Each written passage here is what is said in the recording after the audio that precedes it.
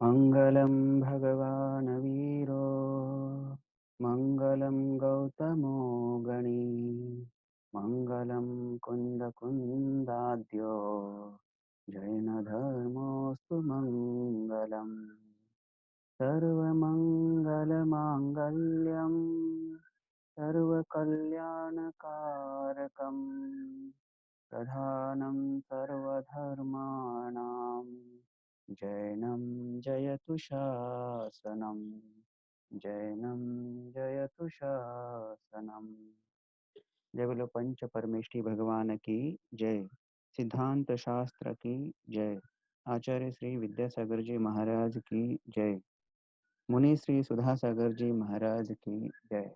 जिनेंद्र भगवंतांना हरिहर इत्यादींपेक्षा श्रेष्ठ म्हटलं होतं. शंकर यापेक्षाही हर म्हणजे शंकर, शंकरापेक्षाही श्रेष्ठ म्हटलं होतं. अथवा ते शंकर नव्हेत हे जिनेंद्र भगवान, तुम्हीच शंकर आहात, तुम्हीच बुद्ध आहात, तुम्हीच श्रेष्ठ पुरुष आहात. अशा पद्धतीने हे जिनेंद्र भगवान, तुम्हीच सर्व काही नामधारी आहात, हे इथे या पद्याने ते निष्कर्ष स्वरूपात मांडत आहेत. आपण उच्चारण करूया.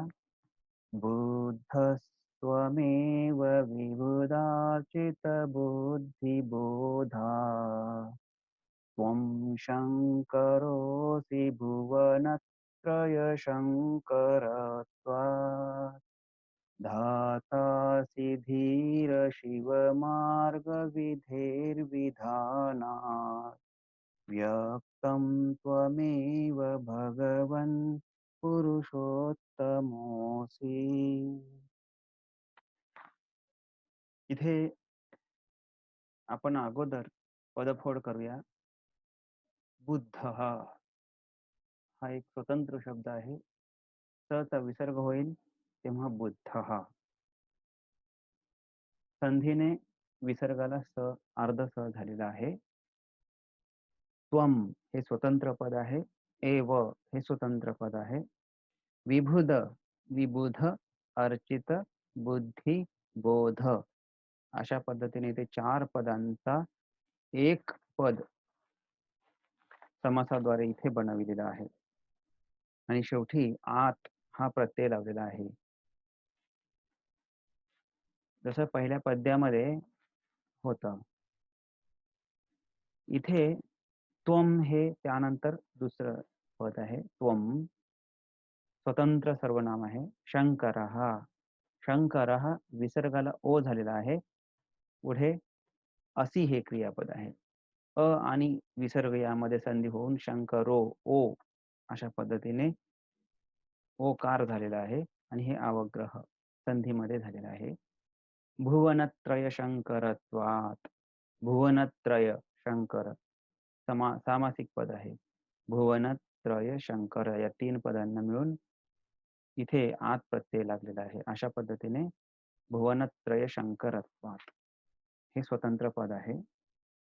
धाता धाता हे स्वतंत्र पद आहे. असी हे क्रियापद आहे. वरती देखील असी हे क्रियापद आहे. अशा पद्धतीने इथे असी असी हे जिनेंद्र भगवंतांना उद्देशून म्हटलेली क्रियापद आहे. धीर यामध्ये हे धीर हे स्वतंत्र संबोधन पद आहे. मी इथे कंसामध्ये संबोधन पद नाही आहे म्हणून लिहिलं होतं, परंतु इथे आपण धीर हे संबोधन पद आहे. आपण याला गृहीत धरूया. शिव मार्ग विधे हे शिव मार्ग आणि विधी हे 3 पद आहेत. त्या 3ही पदांचा एक शब्द बनवलेला आहे समासाने. शिव मार्ग विधी. विधी या शब्दाला विभक्ती लावलेली आहे. म्हणून विधे धेधवर मात्रा आणि पुढे विसर्ग, या विसर्गाचा संधीने रफार झालेला आहे. तो पुढील विधान शब्दावरती वी वरती रफार झालेला आहे संधीने. पुढे आहे शब्द विधान. विधान हा मूळ शब्द आहे आत विधानात. विधाना आणि याच्यामधील अर्धा द तो इकडे मूळ स्वरूपामध्ये अर्धा त आहे. तर अर्धा त इकडे व्यक्तम व मुळे तो त चा द संधीमुळे होत आहे. अशा पद्धतीने विधानात, विधानात या पद्धतीने हा मूळ शब्द आहे. म्हणजे विभक्त्यंत शब्द आहे. आणि पुढील शब्द आहे व्यक्त, व्यक्तम. मूळ शब्द व्यक्त, अम प्रत्यय. त्वम हे सर्वनाम, जसं इथे पण वरती त्वम हे आलेलं आहे, इथे देखील त्वम आहे. एव हे स्वतंत्र पद आहे. भगवन हे भगवन. पुरुषोत्तम हे भगवन देखील काय आहे? संबोधनच आहे. भगवन देखील संबोधन आहे. पुरुषोत्तम इथे पुरुषोत्तम विसर्गाला ओ झालेला आहे संधी होऊन, आणि पुढील अ हे अवग्रह स्वरूपात बदललेलं आहे. तर पुरुषोत्तम असे त्या पद्धतीने आपण पदफोड केली. याप्रमाणेच आपण आता सध्या अन्वय करूया. पहा, याच्यामध्ये संबोधन पद आलेली आहेत 2.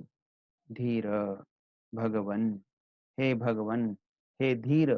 धीर म्हणजे धैर्यवान, धैर्य संपन्न, न डगमगणारे. हे भगवन धीर, धीर पुरुष. त्वमेव विबुधार्चित बुद्धिबोधात बुद्धः. हे एक वाक्य झालं. त्वम भुवनत्रय शंकरत्वात शंकरोसी हे दुसरं वाक्य झालं. हे धीर शिवमार्ग विधेर्विधानात त्वमेव धाता असे. त्वमेव व्यक्तम पुरुषोत्तमः, व्यक्तम पुरुषोत्तमः असे. तुम्हीच सर्वात व्यक्त किंवा स्पष्टरित्या तुम्हीच सर्वात महान पुरुष आहेत, उत्तम पुरुष आहेत, पुरुषोत्तम आहात. आपण म्हणतो ना चतुष्षष्ठी पुरुष श्रेष्ठ पुरुष असतात. तर चतुष्षष्ठी जे उत्तम पुरुष आहेत, त्या पुरुषांमध्ये तुम्ही देखील श्रेष्ठ पुरुष आहात. या पद्धतीने आपण अन्वय केला. अन्वयाप्रमाणे याचा अर्थ पाहूया. हे जिनेंद्र भगवन, हे भगवन, हे धीर पुरुष. धीर कोणाला म्हणायचं? ज्याच्यामध्ये धैर्य आहे त्याला आपण धीर असं म्हणतो. तर इथं हे धीर, हे धैर्यवान पुरुष, हे भगवन. त्वम एव तुम्हीच, तुम्हीच बुद्ध असी, तुम्हीच बुद्ध आहात. बुद्ध म्हणजे ज्याला सर्व गोष्टींचा बोध झालेला आहे, त्याला बुद्ध म्हणतो आपण. तुम्हीच बुद्ध आहात. कशामुळे? विबुधार्जित बुद्धिबोधात. विबुधांद्वारे, विबुध म्हणजे देव, देवांद्वारे अर्चित म्हणजे पूजित, पूजा केली गेलेली आहे बुद्धी. अशा बोधाला धारण केलेले तुम्ही आहात. तुमच्या बुद्धीची अर्चना, स्तुती देवांद्वारे केली गेलेली असल्याने अशा देवांद्वारे स्तुत्य बुद्धीला धारण करणारे तुम्ही आहात. म्हणून हे जिनेंद्र भगवन, त्वमेव बुद्धः असी, तुम्हीच बुद्ध आहात. दुसरे कोणीही बुद्ध नाही आहेत. हे जिनेंद्र भगवन, तुम्हीच बुद्ध आहात. पहा, इथे चित्रामध्ये सर्वात पहिलं शेजारचं जे चित्र आहे ते बुद्धांचं आहे. म्हणून आचार्य मानतुंग त्यांना उद्देशून म्हणत आहेत की हे जिनेंद्र भगवन, या जगामध्ये दुसरं कोणीही बुद्ध नाही आहे. बुद्ध या नावाच्या सार्थकतेला तुम्हीच धारण करतात. कारण विबुधांद्वारे देवांद्वारे पूजित असलेली बुद्धी ही तुमची आहे. बुद्धी म्हणजे ज्ञान, केवल ज्ञान. ते केवल ज्ञान देवांद्वारे पूजित असलेलं तुमचंच असल्याने आणि ते तुमच्या जवळ असल्याने हे जिनेंद्र भगवन, तुम्हीच बुद्ध आहात. खाली दुसरं चित्र आहे शंकराचं.